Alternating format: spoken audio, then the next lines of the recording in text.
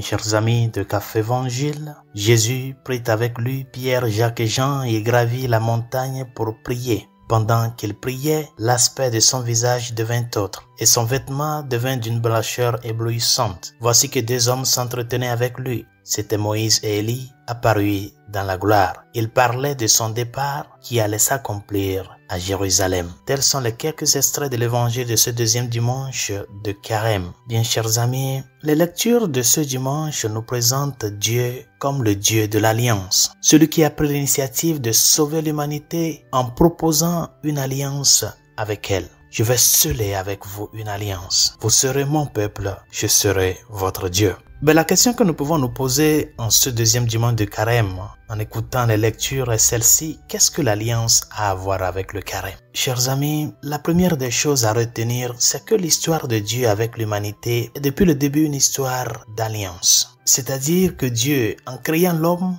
a voulu avoir une relation personnelle étroite avec lui. Et tout au long de l'histoire, en parcourant les Saintes Écritures, il y a donc eu 5 alliances successives, 5 grandes alliances successives que Dieu a scellées avec l'humanité par des intermédiaires ou des médiateurs choisis par lui-même. Et chaque fois que Dieu conclut une alliance avec l'humanité, chers amis, il laisse un signe, un sceau, qui est le symbole et le rappel de qu'il a promis quelque chose ici, avec telle personne, avec tel peuple, avec telle famille. Il laisse toujours un signe. La première alliance qui s'est scellée dans l'histoire de l'humanité, c'est celle accomplie avec le premier couple, Adam et Ève, et son sceau, c'est le 7e jour. C'est-à-dire, après la création de l'homme et de la femme, le 6e jour, Dieu n'a plus créé rien d'autre. Par conséquent, le 7e jour, c'est le sceau de l'alliance établie avec le premier couple. C'est-à-dire l'homme et la femme sont ouvertes sur Dieu, sont ouvertes sur le 7e jour, sont appelées à s'ouvrir sur Dieu. Parce que c'est en nous projetant vers Dieu que nous rencontrons ou que nous parvenons à reconnaître le vrai sens de qui nous sommes. L'homme n'est rien sans Dieu. L'homme n'est rien sans Dieu. Et ça, c'est très important. Si la première alliance a été établie avec un couple, la deuxième alliance s'est conclue avec une famille,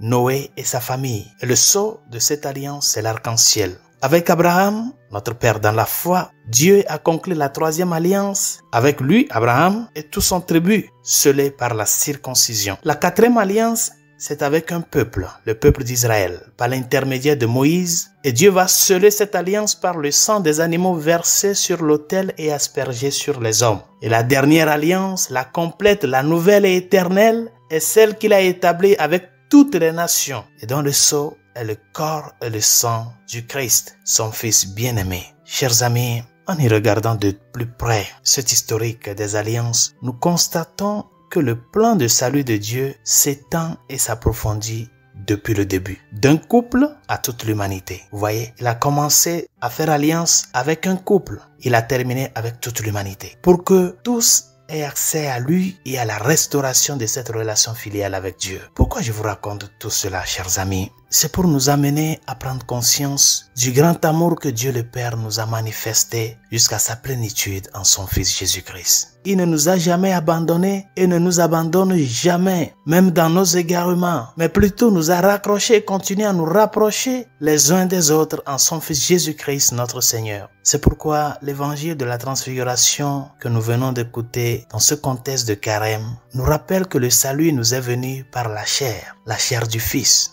bien-aimé, du Dieu fait homme. Et par conséquent, en tant qu'enfants de l'alliance nouvelle et éternelle scellée par le sang de Jésus-Christ sur la croix, nous devons nous laisser transfigurer par le Christ. Comment? En écoutant le Fils. En écoutant le Fils et en vivant selon ce qu'il nous enseigne. C'est ça le carême, qui n'est pas seulement un chemin qui mène à la croix, mais qui naît de la même croix. Mon frère, ma sœur, pose-toi la question. Est-ce que j'écoute vraiment le Christ? Est-ce que je lui obéis? Est-ce qu'il est la mesure de ma vie? Ou je me suis érigé moi-même en la mesure de ma propre vie? C'est la grande question que nous devons nous planter en ce dimanche. Et tel sera l'objectif de cette semaine. Faire un effort à ce que mes paroles et mes actes soient mesurés à la lumière de l'enseignement du Christ. Qu'est-ce que le Seigneur ferait à ma place? Qu'est-ce qu'il m'a enseigné? Car il n'y a pas de meilleure façon de vivre le temps de carême que ce que Dieu le Père nous recommande aujourd'hui. Celui-ci est mon Fils, mon bien-aimé, écoutez-le. Bonne journée, Dieu vous bénisse.